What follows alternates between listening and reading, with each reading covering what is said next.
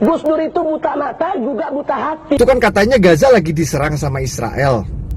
Kok Habib Rizik nggak pergi jihad aja ke Gaza mumpung deket dari Saudi? Daripada curcol mewek-mewek terus di video. Mulia kagak, syahid juga kagak. Kita perlu figur-figur yang menjadi bisa pendobrak. Ya kan nggak mungkin 140 orang dipegang satu orang. Ya kita harapkan ada perwakilan-perwakilan yang memang punya track record pendobrak, tidak artinya salah dan benar, tapi untuk mempercepat daripada hal-hal yang sesuai diarahkan, yaitu satu bagaimana menekan daripada energi, ya kan, juga bersamaan juga ya, membuka lapangan kerja. Ya kan bagus kalau dia masuk BUMN. Jadi direksi apa? Ya kira-kira begitu. Pertamina apa? Bukan, ya, saya nggak tahu. PLN ya Pak? Saya nggak tahu. Saya nggak. Di bidang energi gitu Pak? Ya kira-kira gitulah. Kita bicara soal BUMN dan saya mau dilibatkan di salah satu BUMN, itu aja. Saya kalau buat negara untuk bangsa ya saya pasti bersedia gitu ya. Tapi mengenai syarat-syarat sih sebenarnya tampaknya tidak ada masalah ya. Karena ketika saya menjadi komisaris utama di BUMN di Adikarya sampai hari ini sih sebenarnya syarat-syaratnya itu cuma misalnya kesesuaian antara kemampuan akademik gitu ya, atau profesi sebelumnya dengan bidang usaha yang digeluti oleh BUMN tersebut. Kementerian BUMN ya, dan bertemu Pak Erik, dan memang tadi Pak Erik dengan Pak Ahok itu bicara banyak mengenai BUMN gitu, dan harapan kita memang Pak Ahok bisa bergabung bersama kita di salah satu BUMN gitu di Indonesia gitu. Jadi kita memang mengharapkan dengan Pak Ahok bersedia juga untuk bergabung lah, memperkuat salah satu BUMN kita gitu. Pembicaraannya di sektor mana Pak? BUMN. Yang pasti kalau sektor mana pasti ini ya, yang kita lihat memang butuh perhatian besar dan mempengaruhi kondisi, mempengaruhi banyak orang lah. Di energi PLN ya Pak? Energi ya Pak? Energi. Ya soal energi atau apapun namanya itu kita belum tahu. Tapi yang pasti tadi prinsipnya adalah meminta kesediaan beliau dulu. Betul-betul aneh. Ini bukan kampanye, tapi saya sampaikan di sini. Di satu sisi menyiapkan jalur-jalur air untuk dikirim ke laut, di sisi lain di lautnya dipasang dengan pulau reklamasi, tinggal tunggu waktu jadi rock, air balik. Dan ini melawan sunnatullah. Kenapa? Air itu turun dari langit ke bumi, bukan ke laut. Harusnya dimasukkan ke dalam bumi, masukkan tanah. Di seluruh dunia air jatuh itu dimasukkan ke tanah, bukan dialirkan pakai gorong-gorong raksasa ke laut. Jakarta Juga posisi siap nanti ketika air sampai di muara maka siap untuk dipompa ke laut, ke laut, ke laut, ke laut.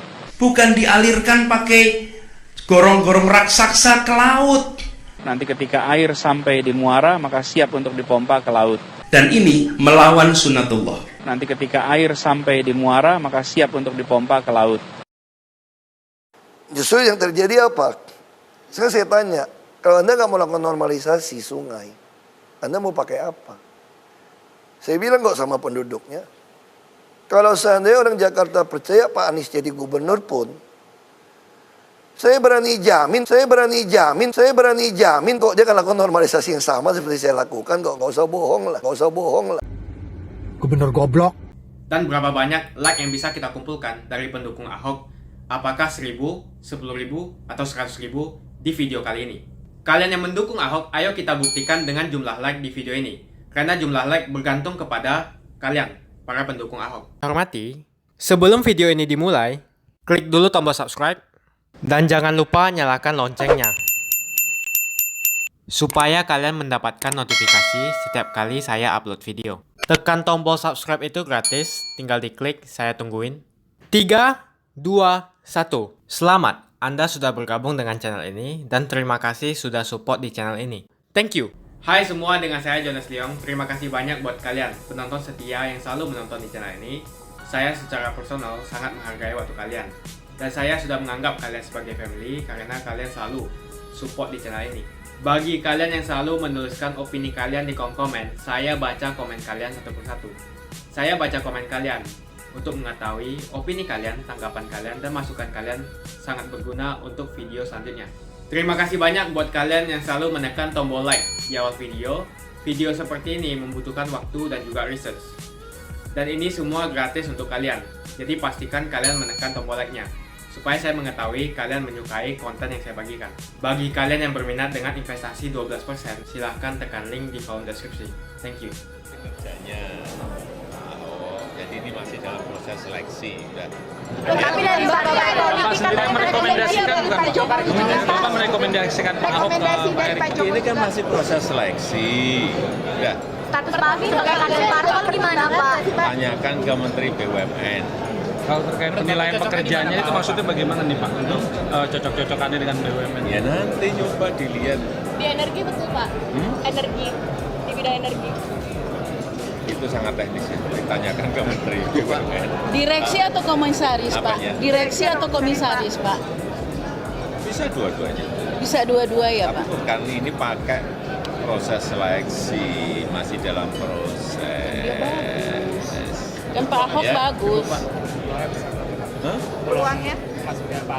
Ya kita kan tahu kinerjanya, nanti hanya penempatannya di mana, itu proses seleksi yang ada di Kementerian BUMN. Ya saya rasa kan di BUMN dengan 142 perusahaan, kita perlu figur-figur yang jadi bisa pendobrak.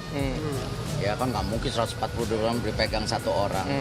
Ya kita harapkan ada perwakilan-perwakilan yang memang punya track record pendobrak, tidak artinya salah dan benar, tapi untuk mempercepat daripada hal-hal yang sesuai diarahkan, yaitu satu bagaimana menekan daripada energi, ya kan, juga bersamaan juga ya, membuka lapangan kerja.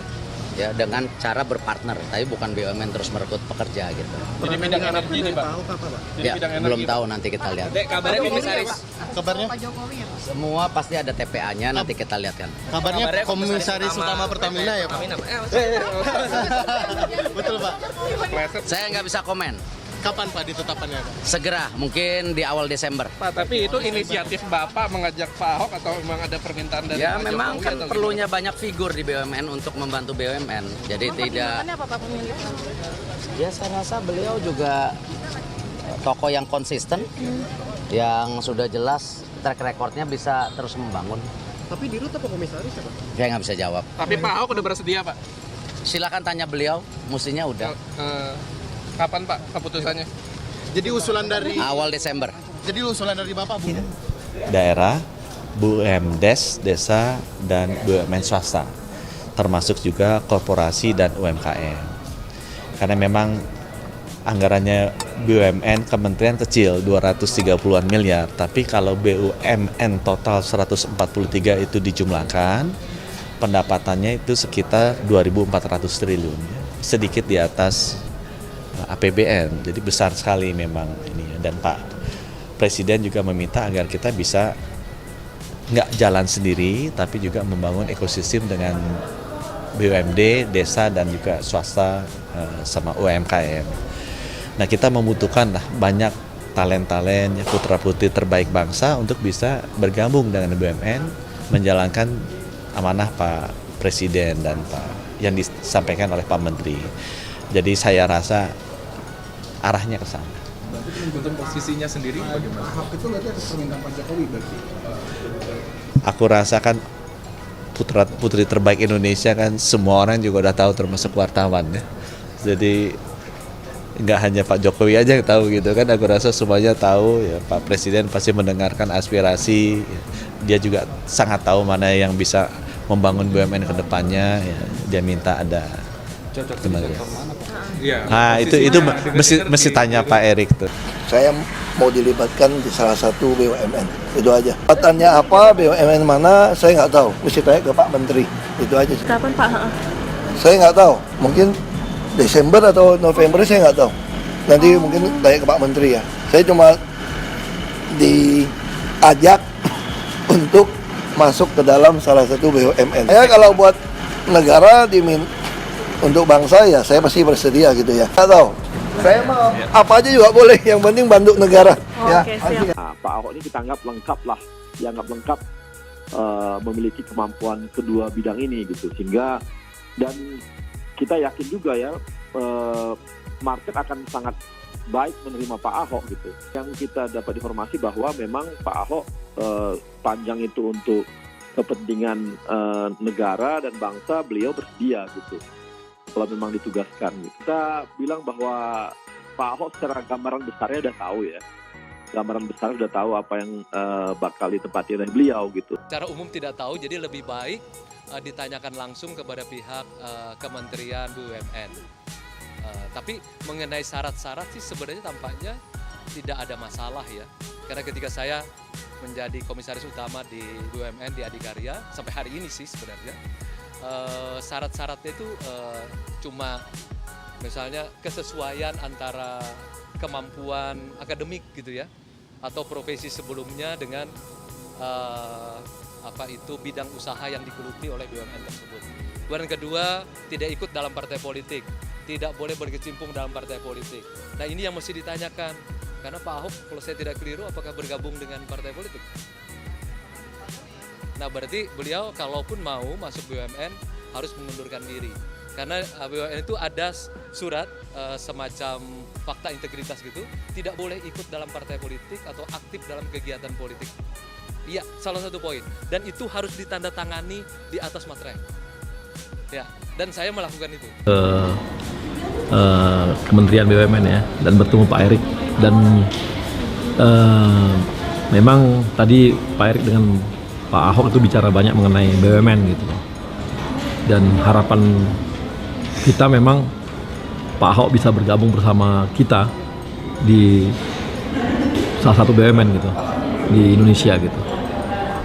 Jadi kita memang mengharapkan dengan Pak Ahok bersedia juga untuk bergabung lah, memperkuat salah satu BUMN kita gitu. Pembicaranya di sektor mana Pak? BUMN. Yang pasti kalau sektor mana pasti ini ya, yang kita lihat memang butuh perhatian besar dan mempengaruhi kondisi, mempengaruhi banyak orang lah. PLN ya Pak? Energi ya Pak? Energi. Ya soal energi atau apapun namanya itu kita belum tahu. Tapi yang pasti tadi prinsipnya adalah meminta kesediaan beliau dulu gitu, supaya mau bergabung sama-sama kita lah gitu. Karena kan kita butuh ini ya, kita butuh orang-orang seperti Pak Ahok yang memang bisa mendukung BUMN gitu. Kan beliau kan punya ini ya, kapasitas yang diakui oleh publik juga untuk inilah gitu, untuk hal-hal yang bisa memperbaiki banyak hal juga. Pak, itu atas permintaan dari Presiden Jokowi atau dari Pak Erik sendiri? Rekomendasi. Yang pasti soal rekomendasi atau apapun namanya, banyak masukan lah dari kita kepada Pak Erik ya, dan Pak Erik melihat bahwa ini memang bisa untuk membantu kita. Kan Pak Ahok juga masih muda gitu, jadi masih bisa kita minta gitu untuk membantu BUMN. Rekomendasi dari Presiden juga ya Pak? Atau gimana Pak? Yang pasti setiap posisi-posisi yang vital kan untuk BUMN pasti kita harus koordinasi sama Pak Jokowi. Nggak mungkin nggak gitu. Karena BUMN yang banyak menyangkut kehidupan, pasti kita ini ya, konsultasi sama Pak Jokowi. Tadi Pak Ahok kan bilangnya November ini atau enggak Desember, berarti itu urgent banget ya Pak? Ya, tadi sesuai dengan pembicaraan memang kita harap secepatnya juga Pak Ahok bisa bergabung sama kita gitu. Berarti nanti akan ada pembahasan atau pemanggilan Pak Ahok lagi nggak Pak kira-kira? Oke, apa aja dipanggil-panggil. Nah ini udah saya rasa dengan bertemu Pak Erik sekali udah bisa inilah ya, udah bisa nggak perlu banyak panggil-panggilan kayak apa gitu. Kan ini kan bukan fit and proper test, ini kan tapi sesuatu yang tetap ke TPA juga. Pasti ya, dong. Semua proses yang ada di BUMN selama ini itu pasti dilalui gitu. Kalau ke TPA berarti BUMN-BUMN yang saat ini ya strategis sudah pasti kan sesuai dengan kondisi. Dan Pak Ahok juga orangnya memang bisa lah gitu di saat sisi itu gitu. Posisi Ahok kan sebagai apa? nggak ada rencana. Jadi direksinya atau pengawasnya gitu Pak Komisaris. Nanti lihat aja. Selama masa kepemimpinan Pak Ahok saat dia menjabat menjadi Gubernur DKI, di masa kepemimpinannya dia dikenal dengan pejabat yang bersih dan anti korupsi. Dia mendapatkan prestasi ini karena dia dikenal dengan transparan, artinya dia terbuka dengan semua yang dilakukan. Semua asetnya dilaporkan dan semuanya itu transparan. Berkat Pak Ahok lah kita sekarang bisa melihat anggaran dari pemerintah dan alokasi dana yang dilakukan oleh pemerintah. Ini dilakukan supaya kita bisa menghindari dari penyelewengan dana. Bagi kalian yang mendukung Ahok dan suka dengan channel ini, jangan lupa tekan tombol subscribe. Dan kita jangan lupa bahwa Ahok juga pernah dituduh menyelewengkan dana terkait kasus Rumah Sakit Sumber Waras dan kasus UPS. Kalau saya jadi KPK-nya, Ahok nggak pulang. Kalau saya, langsung saya pakaiin baju orang. Mungkin kalian masih ingat bahwa di saat yang lalu Lulung pernah mengatakan bahwa Ahok terlibat dalam kasus penyelewengan dana UPS. Tetapi kalau kita ingat lagi, Ahoklah yang membuka semua transaksi ini dan semua transparansi ini sehingga anggaran penyelewengan ini diketahui oleh publik. Dan di saat itu, KPK membuktikan bahwa Ahok tidak terlibat dalam penyelewengan dana yang dilakukan oleh beberapa oknum. Sangat disayangkan, kasus penyelewengan dana UPS ini tidak dikembangkan atau seakan-akan menghilang. Lalu Pak Ahok juga diduga terlibat dalam kasus pembelian lahan Rumah Sakit Sumber Waras, di mana dia dituduh melakukan penyelewengan atau korupsi dalam pembelian lahan itu. Sudah terbukti bahwa Ahok tidak melakukan korupsi, karena ini juga diperiksa oleh KPK dan tidak ada bukti yang menyatakan bahwa Ahok melakukan penyelewengan. Saya tantang BPK nih, Pak Yudi, aku baik-baik aja, pura-pura baik aja sama dia. Bolak-balik ngomongnya nggak enak, Pak Yudi kan humas, kau humas itu loh, BPK loh. Lu kalau betul-betul kalian mau bersihkan nama BPK, nggak usah repot-repot humas-humasan. Buka aja, langsung masyarakat akan menilai kalian itu jujur atau tidak. Sama seperti saya bilang. Bahkan Ahok sempat menantang Ketua BPK untuk melakukan pembuktian bahwa terjadinya penyelewengan. Ini akan saya bahas di video saya selanjutnya di mana Ahok menantang Ketua BPK. Jangan lupa subscribe dulu channel ini dan jangan lupa bunyikan loncengnya supaya kalian tidak ketinggalan berita seperti ini. Jadi apakah Ahok bisa menjalankan semua tugas-tugas ini? Komen di bawah. Politik, saya sudah menekankan harus ada pembuktian terbalik harta pejabat. Dan semua harta saya itu saya laporkan di LHKPN. Jadi semua harta saya itu nggak ada yang disembunyikan ke luar negeri. Beda lah saya sama Sandiaga yang kaya ngumpetin di luar negeri kan. Beda kok. Ahok selalu mengatakan bahwa untuk menjadi seorang pejabat yang bersih, seorang pejabat harus cek LHKPN atau pembuktian harta terbalik. Dan Pak Ahok juga mengatakan untuk cek semua biaya hidup, gaya hidup, apakah sesuai dengan uang yang dilaporkan. Apakah betul? Saya yakin Ahok akan melakukan banyak sekali perubahan, baik itu internal ataupun itu eksternal. Mungkin Ahok akan mewajibkan semua pejabat untuk melaporkan LHKPN dan melaporkan semua gaya hidup atau biaya hidup apakah cocok dengan uang yang dilaporkan. Ini akan membuat banyak sekali koruptor atau oknum pejabat di Indonesia yang panik. Mereka mungkin akan menghalalkan segala cara supaya Ahok tidak menjabat sebagai atau di posisi apapun. Ini sudah dilakukan ketika Ahok akan mencalonkan menjadi gubernur di periode yang kedua. Akankah Ahok berani mengambil tantangan ini? Saya yakin akan terjadi banyak sekali perubahan. Cuma Ahok salah satunya yang berani sekali mengambil langkah ekstrim seperti penutupan Kalijodo dan penutupan klub-klub malam. Dan juga Ahok yang membuka semua anggaran DKI dan membuka transparansi supaya mencegah terjadinya penyelewengan. Udah 100 juta itu terpenuhi. Nah, cara-cara seperti ini berlangsung tiap tahun. Jadi saya cek, karena itu tiap tahun selalu muncul angka yang aneh-aneh. Misalnya, seperti tadi, kalau ada kegiatan, kalau sistemnya smart, maka dia akan melakukan verifikasi.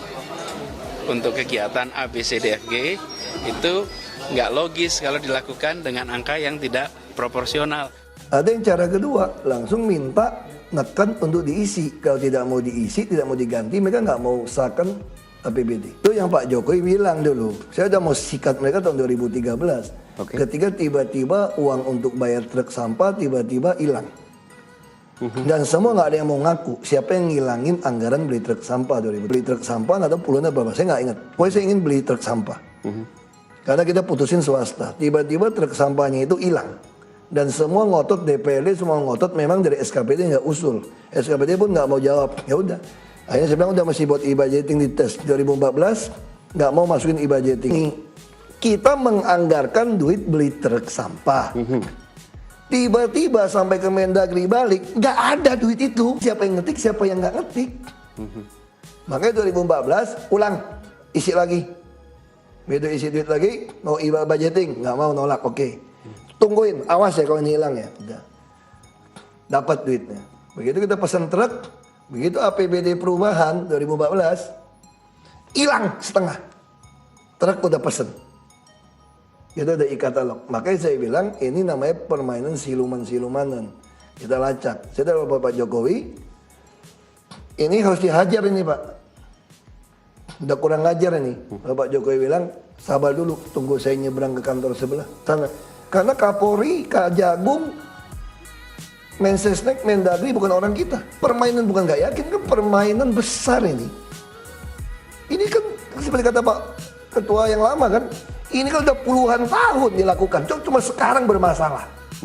DKI diplototin semua sekarang, dikritik habis. Sip, lu jadi auditor gua sesuai fungsi lu nih. Terus siapa yang diawasin? Kerja anak buah gua yang gitu 72.000. Kamu aja gak bisa ngawasin anak kamu main game kadang-kadang. Kalau Anda pulang, 72.000 pegawai, honorer 30.000. Siapa yang ngawasin? Maka ada DPRD, ada auditor. Nah sekarang bagus nih, yang 72.000 ini diplototin semua nih. Nah lu kalau mau main, gue bilang LSF awasin semua deh. Kenapa saya berani? Ayo like video ini dan tekan tombol loncengnya untuk menunjukkan kalian suka dengan konten yang gue bagikan. Dan kalian ingin melihat konten seperti ini lebih banyak lagi. Kalian ingin deposito di perusahaan Singapura dengan bunga 12%? Pencet tombol deskripsi di bawah. Atau WA saya di +65 8250 6058. Nanti akan ada tim saya yang menjawab semua masalah Anda. Misalnya Anda itu mempunyai kesulitan transfer dana ke Singapura. Makasih banyak buat kalian yang nggak skip dan nonton video ini sampai habis. Saya secara personal sangat menghargai waktu kalian. Makasih banyak buat kalian yang sudah tekan tombol subscribe. Dan makasih banyak buat kalian yang sudah tekan tombol loncengnya. Jangan lupa bagikan informasi ini ke teman atau family Anda. Mungkin teman atau family Anda membutuhkan investasi ini. Oke guys, sekian dulu dari saya. Jangan lupa follow Instagram saya di @johannesleongofficial untuk kata-kata motivasi setiap harinya.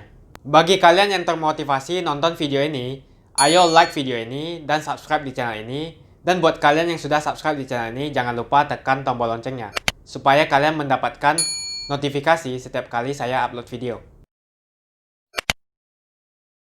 Gantung si Ahok, gantung si Ahok.